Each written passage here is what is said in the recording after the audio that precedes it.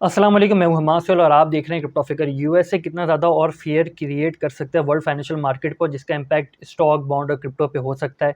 लोग कैपिचुलेट करके लॉस में जो है एग्जिट कर सकते हैं। ऐसी कौन कौन सी चीज़ें हैं और इस सिचुएशन में जो डिफरेंट ट्रेडर्स हैं वो किस तरीके से रिएक्ट करें, किस तरीके से परफॉर्म करें, इन तमाम चीज़ों को जो आपके साथ डिस्कस करेंगे। साथ में क्रिप्टो के हवाले से कुछ मैनिपुलेशन, कुछ स्कैम्स चल रहे हैं, उन तमाम चीज़ों को डिस्कस करेंगे, किस तरीके से अपने आप को जो है सेव किया जाए। और साथ में जो है वो कुछ इंपॉर्टेंट न्यूज़ है। काफ़ी सारी चीज़ें हैं, वीडियो काफ़ी लंबी भी हो सकती है, कोशिश करेंगे इसको शॉर्टर टाइम में जो है वो ख़त्म करने की कोशिश करें। सबसे इंपॉर्टेंट खबर देख लें आपकी, तो 2022 मंकी पॉक्स आउटब्रेक है, जिसको वर्ल्ड वर्ल्ड हेल्थ ऑर्गेनाइजेशन ने जो वर्ल्ड इमरजेंसी डिक्लेयर कर दी। ऑल्दो कि इसका बिहेवियर कोविड की तरह नहीं है, ये कोविड की तरह नहीं फैलता, लेकिन जो इस स्टिल जो है वो ये एक थ्रेड जो है वो क्रिएट कर सकता है, और अगर ये बुरी तरीके से फैल जाए तो काफ़ी ज़्यादा प्रॉब्लम हो सकती है। लेकिन इसका इम्पैक्ट कोविड की तरह नहीं होता है, कोविड से काफ़ी ज़्यादा ये डिफरेंट सिचुएशन का होता है।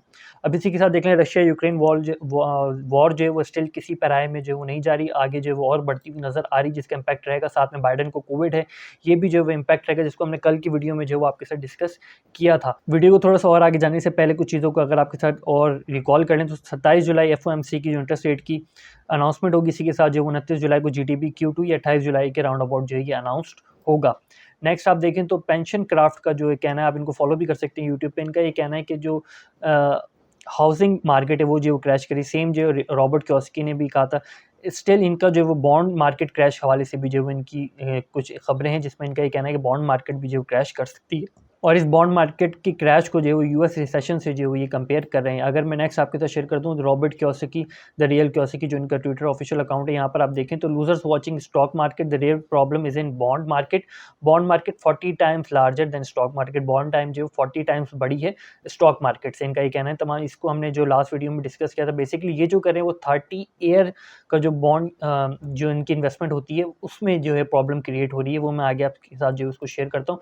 सबसे पहले जो अगर आप स्टॉक को या बॉन्ड को समझना चाहें तो यहाँ पर आप देख सकते हैं ये कुछ बेसिक जो है वो चीज़ें हैं बॉन्ड के हवाले से। यहाँ पर आप देखें तो SHY, EI, IEF और TLT जो है वो 30 ईयर का बॉन्ड होता है, इसमें 3 ईयर, 7 ईयर और 10 ईयर। जो इस वक्त जो प्रॉब्लम चल रही है वो 2 ईयर और 30 ईयर का जो यील्ड है, जो परफॉर्मेंस है, उसके दरमियान जो प्रॉब्लम चल रही है।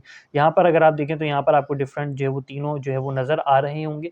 इसी को थोड़ा सा आगे बढ़ाते हैं तो यहाँ पर आप देख सकते हैं SHY करके, और ये पूरा एक आपको एक ग्राफ जो है वो नज़र आ रहा है। सेम अगर आप ये डाटा जो लेना चाहते हैं तो ये डाटा जो स्टॉक चार्ट से जो आप देख सकते हैं, यहाँ पर सिंपली जो है वो कोई भी इंडिकेटर, सपोज दैट कि आपने TLT लिखा है, तो यहाँ पर जो है वो आई शेयर्स के जो है वो आपको जो है वो ट्रेजरी बॉन्ड के जो डाटा जो है यहाँ पे अवेलेबल हो जाएगा। आप चाहें तो खुद भी एनालाइज कर सकते हैं। प्रॉब्लम जो है वो यहाँ पे चल रही है, the difference between 2 year and 7 year treasury bond yield, जो उसका जो इंटरेस्ट रेट का जो प्रॉफिट होता है उसके दरमियान चल रही है। जब भी ये जो प्रॉफिट होता है, इनका जो डिफरेंस होता है इसके प्रॉफिट का, जब वो जीरो से नीचे हो जाता है तो रिसेशन जो है वो उसको हम कॉल करते हैं। रिसेशन का एक इंडिकेटर ये भी माना जाता है। तो इस वक्त आप देख सकते हैं इस पोजीशन पे जो है वो ये नेगेटिव में जो है वो जाता हुआ नज़र आ रहा है। तो काफ़ी सारे लोग इसको भी जो रिसेशन से कंपेयर करने की कोशिश कर रहे हैं कि उनका ये मानना है कि अगर ये माइनस में चला गया तो रिसेशन जो है वो कॉल हो जाना चाहिए। रिसेशन जो है वो नेक्स्ट एफओएमसी की मीटिंग में कॉल हो सकता है। दूसरी जानिब ये कि जो नेक्स्ट मिड टर्म इलेक्शन है उसके लिए बाइडन के लिए काफ़ी ज़्यादा ज़रूरी है कि रिसेशन अनाउंस ना हो, किसी तरीके से यूएस इकोनॉमी जो है वो मिड टर्म इलेक्शन तक जो वो सर्वाइव कर जाए, ताकि बाइडन जो दोबारा से आ जाए। ट्रम्प की पूरी कोशिश है कि दोबारा से एंट्री लेने की यूएस के अंदर। अब इसी के साथ देखेंगे इस तमाम सिचुएशन में जो ट्रेडर्स हैं वो किस तरीके से परफॉर्म करें। तो द रियल कियोसाकी, उनका ये क्या कहना है, पहले मैं आपके साथ शेयर करते चलो, उनकी परफॉर्मेंस भी आप यहाँ पर देख सकते हैं। US bond market crashes, biggest bond crash since 1788, China rebound market crashing, over 19 billion empty condos in China, bond market bigger than stock market, I am buying more gold silver now। इस वक्त जो है वो gold और silver को bye कर रहे हैं, and waiting for bitcoin to go lower, और बिटकॉइन का इंतजार करें कि बिटकॉइन और ज़्यादा नीचे जाए। इससे पहले इनकी जो बिटकॉइन हवाले से प्रेडिक्शन थी वो $1100 की भी थी, जिसको हम जो है वो $11,000 जो समझ बैठे थे। बाद में हमने जो उसको उसी वीडियो में करेक्ट भी किया था।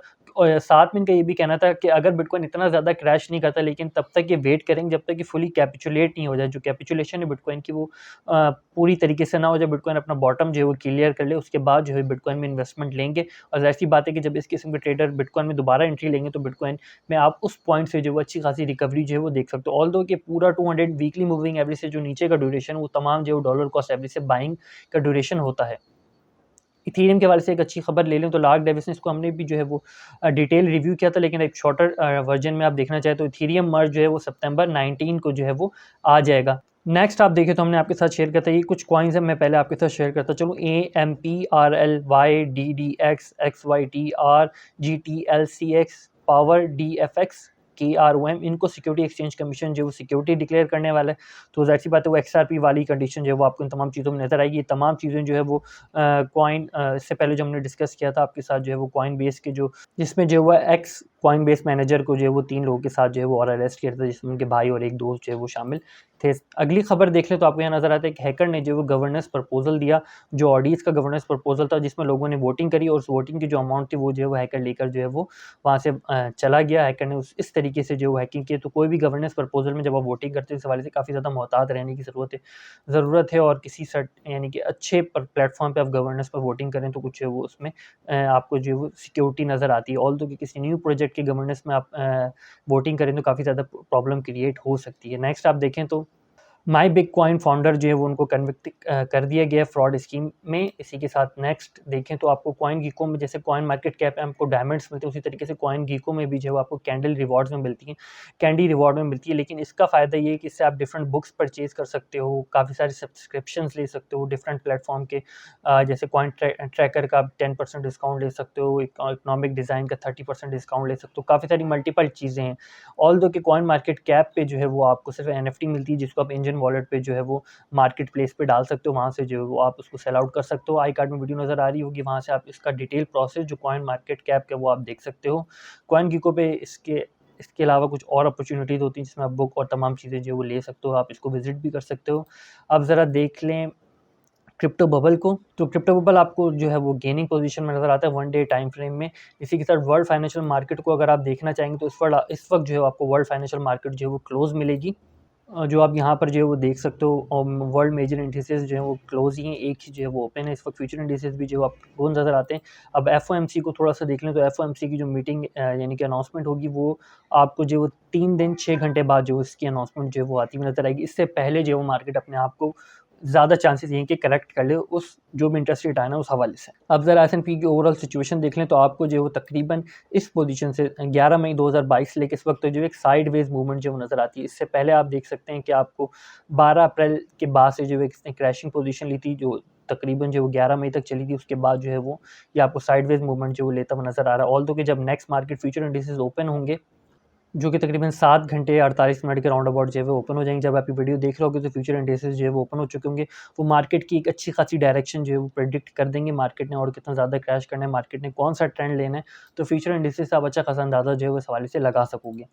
इस वक्त अगर बाइंग और सेलिंग प्रेशर का डिफरेंस देखें तो स्टिल जो है आपको 23,000 24,000 पे जो है अच्छा खासा प्रेशर नज़र आता है। ऑल्दो के बाइंग प्रेशर जो मेंटेन है 21,000 और 22,000 पे बाइनेंस के ऊपर। अब कॉइन बेस पे क्या सिचुएशन चल रही है वो भी ज़रा आपके साथ शेयर करते चलें। बाइनेंस पे तो आपने देख लिया कि बाइनेंस पे आपको फाइट जो है वो 23,000 और 22,000 के दरमियान नज़र आती है। 24,000 से लेकर 21,000 तक जो है वो आपको बाइंग और सेलिंग प्रेशर जो नज़र आता है, कंपटीशन नज़र आता है। लेकिन आप कॉइन बेस प्रो पे देखें तो आपको जो है वो 17,000 से लेकर जो है वो $10,000 तक जो है वो अच्छे खासे बाइंग ऑर्डर्स जो है वो नज़र आते हैं, जो तकरीबन जो है वो 1,000 से ऊपर के बाइंग ऑर्डर हैं। वीकली टाइम फ्रेम में देखें तो आपको बिटकॉइन जो है वो 200 मूविंग एवरेज के नीचे नज़र आ रहा है। ऑल्दो कि इस पॉइंट से क्रैश करता है तो सपोर्टिंग रेंज जो है वो 16,000 के राउंड अबाउट है, 17,000 के राउंड अबाउट है, जो 300 मूविंग एवरेज पर है। विग ये नीचे बना सकता है, लेकिन ज़्यादा चांसेस ये हैं कि कैंडल ओपन होना या क्लोज होना जो है वो 300 मूविंग एवरेज के अंडर ही हो, यानी कि 200 और 300 मूविंग एवरेज के दरमियान ही जो है वो कैंडल क्लोज और ओपन हो। अब ज़रा क्रिप्टो मैनिपुलेशन, क्रिप्टो ट्रेंडिंग, इन तमाम चीज़ों को जो है मैं आपके साथ शेयर करता चलूँ।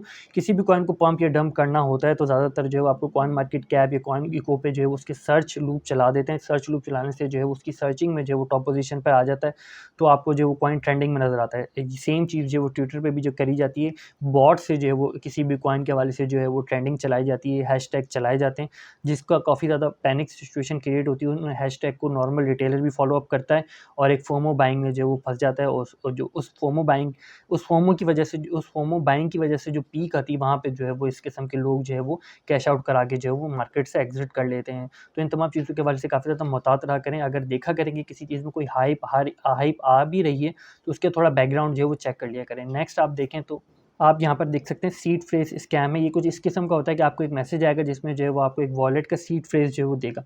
जब आप उस वॉलेट को ओपन करोगे तो देखोगे उसमें अच्छी खासी अमाउंट जो है वो मौजूद है, लेकिन उस अमाउंट को निकालने के लिए जो है वो गैस फीस मौजूद नहीं है।